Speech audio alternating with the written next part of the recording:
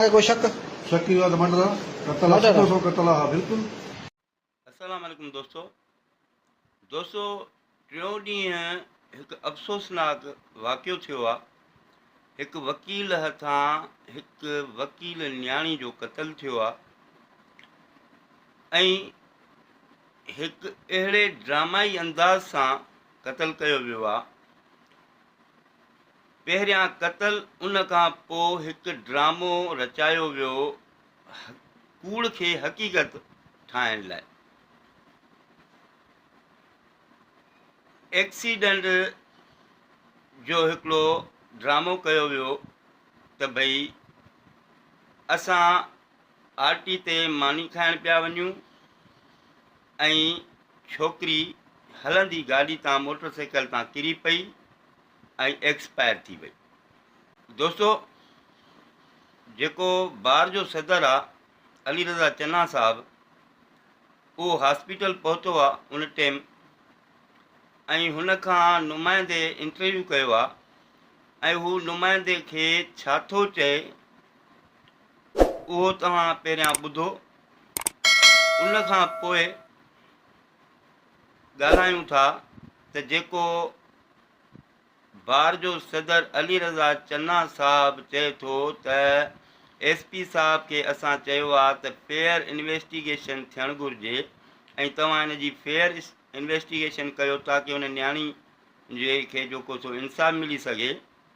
त हाणे उहा फेयर इन्वेस्टिगेशन जेका थी रही आहे उहा अली रज़ा चन्ने खे तव्हां ॿुधो, उन खां पोइ मां तव्हांखे ॿुधाईंदुसि त ही फेयर इन्वेस्टिगेशन जेका थी रही आहे उहा कीअं थी रही आहे। अचो दोस्तो अली रज़ा चन्ने साहब खे ॿुधूं। अस्सलाम वालेकुम, पंहिंजो तारीफ़ कराइजो ऐं हीउ वाक़ियो केॾी महिल थियो आहे, किथे थियो आहे। अस्सलाम वालेकुम, अली रज़ा चन्ना, प्रेसिडेंट डिस्ट्रिक्ट बार एसोसिएशन शहीद मैनेजराबाद। सरज तकरीबन 9:30 बजे असांखे फोन ते इतला मिलियो त असांजी लेडी वकील आहे भेण रीमा कंवल, उहा बाइक जे एक्सीडेंट में फोत थी वई आहे। अस्पताल पहुचो, असां अस्पताल आयासीं त ॾिठोसीं वाकई हुनजी डेड बॉडी ते मौजूद हुई। उन खां पोइ हुनजा वारिस आया, पुलिस अची वई, उनखे कुझु मामलात पुलिस खे मुबम लॻा। पोइ असां पुलिस खे इजाज़त ॾिनी आहे त तव्हां पोस्टमार्टम करायो, फेयर इन्वेस्टिगेशन कयो, CDR वग़ैरह कढायो। अगरि को अहिड़ा मामलात आहिनि त उनजी जांच थियणु घुरिजे ऐं इहो कंहिंजो कंहिंसां बि ज़्यादती न थियणु घुरिजे, छो त हू हुती लेडी वकील जो मुड़ुस बि वकील आहे। असां पाण हुनखे पुलिस जे हवाले कयो आहे त तव्हां फेयर इन्वेस्टिगेशन कयो ऐं जेका अहिड़ा के मामलात आहिनि त उनजी जांच करे ऐं हक़ीक़तूं जेके आहिनि मंदरियाम थियंदियूं वञनि। आदि सां गॾु केरु हुन महिल? उन महिल संदसि मुड़ुसो साजिद अली भट्टी एडवोकेट।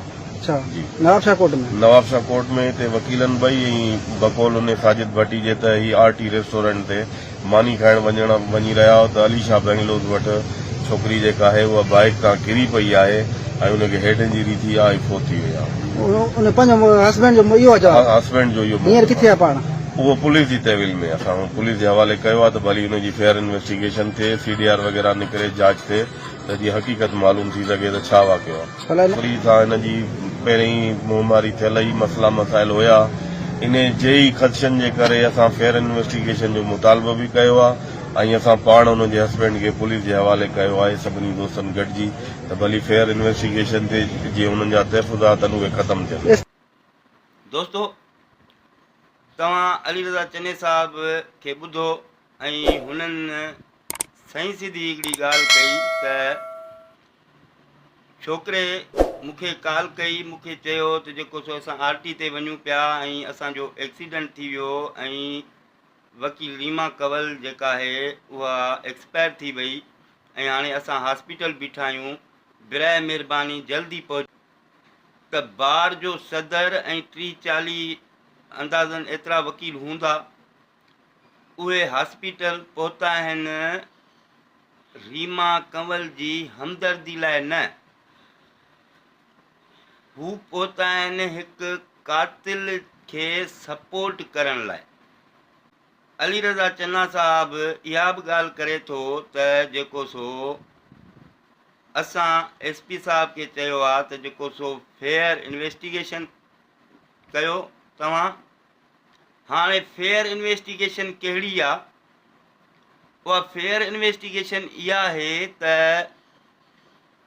छोकिरो जॾहिं हुन जे बकौलत सां पुलिस जे हवाले पाण कयो आहे, छोकिरे ते न को का सख़्ती कई वई, हिकिड़ो मर्डर थियो आहे, खून थियो आहे, कंहिं बि क़िस्म जी हुन खां पुछा नाहे थी थाणे ते, ऐं हू कातिल थाणे ते वियो आहे, उहो ॾाढो बहितरीन तरीक़े सां टंग टंग ते रखी कुर्सी ते वेठो आहे, राति जो टाइम थिए थो, हंधि बिस्तरा बहितरीन तरीक़े सां विछाए हुनखे ॾिना वञनि था त तूं आराम कर, सुकून सां सुम्ह। जॾहिं मालिकनि जो थोरो प्रेशर अचे थो त पोइ FIR थिए थी। FIR थियण खां पोइ फेयर इन्वेस्टिगेशन जी हक़ीक़त, FIR थियण खां पोइ ॿिए ॾींहं ते कोर्ट में कातिल खे पेश करणो हुयो। पीउ हुनजो हर हिकु वकील ॾे पूरे नवाबशाह में वञे थो, पर को बि वकील रीमा कंवल जो केस विढ़ण लाइ तयारु न हुयो। इहा आहे फेयर इन्वेस्टिगेशन। ऐं पुलिस में बि वकीलनि एतिरो प्रेशराइज़ उन्हनि खे कयो जो छोकिरे खे हीअं रहंड बि न आई आहे पुछा ॻाछा जे लाइ। जेकॾहिं मां सम्झां थो जे इन जाइ ते को आम माण्हू क़तल करे हा त शायदि जेॾीमहिल कोर्ट में हुनखे पेश कयो वञे हा त अधु त हुनजो जेको सो ईअं सम्झो त अधु त हुनखे पुलिस ई मारे विझे हा, मगर न, अहिड़ी का बि ॻाल्हि न आहे, फेयर इन्वेस्टिगेशन आहे। आख़िरकार हुन जे वालिद साहब हिकिड़े नंढड़े शहर सकरंड मां वकील कयो। जसा हुन वकील खे सलाम आहे मुंहिंजो त हुन हामी भरी त मां इहो केस विढ़ंदुसि। जॾहिं हू कोर्ट पहुता आहिनि त कातिल हिकिड़ी कार मां VIP पर्सनैलिटी में न का हुनखे हथकड़ी, न का ॻाल्हि, अॻियां कातिल पोयां पुलिस, ईअं महसूसु पियो थिए त शायदि को ही जज साहब आहे ऐं ही पुलिस उन जी सिक्योरिटी में आहे, कातिल न आहे। जॾहिं उते पहुतो आहे अदालत में त 200 खां 250 वकील हुन जे लाइ नारेबाज़ियूं पिया कनि ऐं हुनखे लीडर करे पेश पिया कनि। ईअं महसूसु पियो थिए त ॼण को ही वॾी जिदोजहद करे वकीलनि लाइ जेल काटे हींअर हिते कोर्ट में पहुतो आहे, जंहिंखे असां सलामी ॾियूं। ऐं जंहिं न्याणी जो क़तल थियो उन जो वालिद साहब हिकु अकेलो शख़्स बीही रहियो, मायूस थी त कातिल जी एॾी सपोर्ट पई थिए ऐं मां जंहिंसां नाजाइज़ी थी आहे, जंहिंजी बेगुनाह न्याणी क़तल थी आहे, उहो मायूस हिते अकेलो सिर बीठो आहियां। उन जाइ ते इंसाफ़ जी दावा करण लाइ आयो आहियां त मूंसां इंसाफ़ थींदो, पर शायदि हाणे मूंखे नज़र नथो अचे त इंसाफ़ थिए। त दोस्तो, इहा आहे फेयर इन्वेस्टिगेशन जेका अली रज़ा चन्ना चाहे थो। जेकॾहिं फेयर इन्वेस्टिगेशन जी तूं चन्ना साहब दावा थो करीं त पोइ कंहिं वकील खे पाबंद बि न करीं हा त रीमा कंवल जो केस केर बि न विढ़े। तोखे हक़ीक़तनि जॾहिं ख़बर हुई त भई ही पाण में विढ़ंदा रहिया आहिनि, हिननि जा तालुकात जेको सो तमामु ख़राबु रहिया आहिनि ऐं छोकिरी खे तलाक वरिते पूरो हिकिड़ो महीनो गुज़री वियो आहे, ही रिश्तो अहिड़ो आहे ज़ाल मुड़ुस जो जॾहिं टुटो त फाइनल थी वियो, को वास्तो न रहंदो आहे। उन खां पोइ बि ही शख़्स पूरो महीनो छोकिरी खे ब्लैकमेल कंदो रहियो, हुनखे टार्चर कंदो रहियो, हुनखे मारण जूं धमकियूं ॾींदो रहियो ऐं आख़िर जंहिं ॾींहुं हिन जो छोकिरे जो प्लान हो हिन खे मारण जो, त सुबुह जे टाइम कोर्ट मां छोकिरे ज़बरदस्ती हिन खां मोबाइल फुरिया ऐं उहे डॉक्यूमेंट्स जेके हुन जा ज़रूरी हुया छोकिरी जा केसनि जा, उहे बि टोटल हुन खां फुरे पंहिंजे हवाले करे खणी हलियो वियो आहे।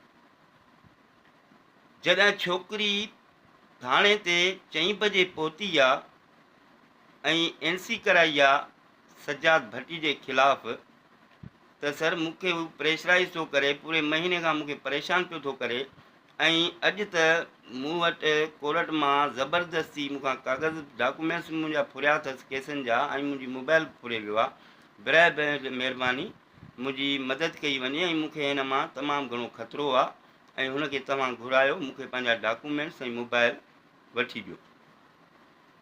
SHO साहब हिन खे फ़ोनूं कयूं, 8 खां 10 या केतिरियूं बहरहाल फ़ोनूं कयूं, मगर हिन साहब फ़ोन SHO साहब जी न खईं। आख़िर SHO साहब अली रज़ा चन्ना साहब खे कॉल कई ऐं हुनखे चयईं त सर ही न्याणी आई आहे, कंप्लेन पई करे सजाद भट्टी जे नाले जेको सो हुन खां कोर्ट में को डॉक्यूमेंट्स फुरिया अथसि ऐं इहे कयो अथसि। त अली रज़ा चन्ने हुनखे चयो त सर ही असां वकीलनि जो मसइलो आहे, ऐं तव्हां अदी खे चयो त हींअर घर वञे, ऐं साजिद भट्टी खे अव्हां जेको सो पाबंद कयो त भई सुबुह जो बार में मां हिननि ॿिन्ही जो फ़ैसिलो कंदुसि। छोकिरी न्याणी खे SHO साहब घर मोकिलियो, हू घर हली वई। हुन जे वञण खां पोइ छा वाक़ियो थियो आहे, कीअं छोकिरी हिन वटि पहुती आहे, कहिड़े तरीक़े सां छोकिरी खे घुरायो वियो आहे, ऐं हिकिड़ो ड्रामाई अंदाज़ सां खून पेश कयो वियो आहे, क़तल तक़रीबन 10 साढे 10 बजे जो क़तल पेश कयो वियो आहे। त भई असां RT ते वञूं पिया, छोकिरी मूंखे फ़ोन कई, हा छोकिरी मूंखे फ़ोन कई त जेको सो पाण में वेहूं था, पाण में जेको सो पंहिंजा मसइला हल कयूं था, ऐं जेको सो तूं अचु कंहिं जाइ ते वेही करे इन्हनि मामलनि खे हल कयूं था, ऐं महिरबानी करे मुंहिंजी मोबाइल ऐं डॉक्यूमेंट्स बि मूंखे वापसि कर। छोकिरे जे बकुल पोइ छोकिरो आयो आहे, छोकिरीअ खे खयों अथसि, छोकिरी खे खणी हाणे वञे पियो 10 किलोमीटर अॻिते शहर खां RT रेस्टोरेंट ते। हाणे उते वेही मामला पिया सेट थियनि। रस्ते में हिकिड़ो झंग जिथे कंहिं इंसान जी बूई इन टाइम ते न हूंदी आहे, 10 साढे 10 बजे गाॾियुनि जी अच वञ रहंदी आहे, बाक़ी पंधु तव्हांखे पैदल को बि माण्हू न मिलंदो। छोकिरे जे बकोल भई वञूं पिया, किरी पई मरी वई। भई हाणे तूं हिकु कातिल आहीं, तूं त जेका बि ॻाल्हि कंदे पंहिंजे फेवर में कंदे, छोकिरी जे लाइ त तूं अहिड़ी ॻाल्हि कंदे कोन, ऐं उहा पाण ज़िंदा आहे कान जो पंहिंजो बयानु ॾिए। बहरहाल हाणे तूं जेका ॻाल्हि कंदे उहा पंहिंजी फेवर में कंदे। चलो असां तुंहिंजी बि ॻाल्हि ते अचूं था त ठीकु आहे, तूं सही। वेहण जे लाइ एॾो परते हिकिड़े झंग जी रेस्टोरेंट में वञण जो छा मक़सदु हो? ऐं इहा RT शहर में बि आहे, इहा 360 शहर में आहे। इहे रॉयल होटल, बहितरीनु होटलूं वेहण लाइ ॻाल्हाइण लाइ शहर में बि आहिनि। पोइ तो छो एॾे वॾे माना 10 किलोमीटर अॻिते झंग में वेहण जो फ़ैसिलो कयो? त उते वेही ॻाल्हाईंदासीं। त इन जो मक़सदु त जेकॾहिं तूं शहर में अहिड़ी का वारदात करी ऐं त ज़ाहिर आहे त तूं पकड़िजी पवंदे। हाणे झंग में छोकिरी तुंहिंजे पोयां वेठी आहे, तुंहिंजे बकोल वेही मूंसां वेठी आहे ऐं किरी पई आहे। इन ॻाल्हि खे तस्लीम केरु करे? थी सघे थो तूं एॾो माना हिकिड़ो हुनखे प्रेशराइज़ कंदो रहे, हिकिड़ो ज़हनी मरीज़ आहीं अलाए छा, जो हुनखे एॾो तूं प्रेशराइज़ कंदो रहियो आहीं तलाक खां पोइ बि, जॾहिं तोसां को तालुक़ु हुनजो न रहियो आहे, ऐं इहा कहिड़ी गारंटी आहे त तूं छोकिरी खे खणी वियो हुई ऐं तूं पोयां खां छोकिरी खे अहिड़ो स्पीड सां धकु हयो आहे, किरायो आहे, जो हुनखे एतिरो वॾो धकु लॻो आहे। ही धकु मां सम्झां थो त को इंसानु जेको 7 मंज़िला या 5 मंज़िला बिल्डिंग तां किरंदो त शायदि उनखे लॻे, छो जो ही धकु एतिरो ख़तरनाक आहे जो हिन जाइ ते धकु लॻल आहे। 3 इंच अंदरि जेको सो गाहि कणगो भॼी पियो आहे ऐं ही पोयों हॾो बिल्कुलु चिकनाचूर थी वियो आहे। मोटर साइकिल जो मुफ़ासिलो छा आहे?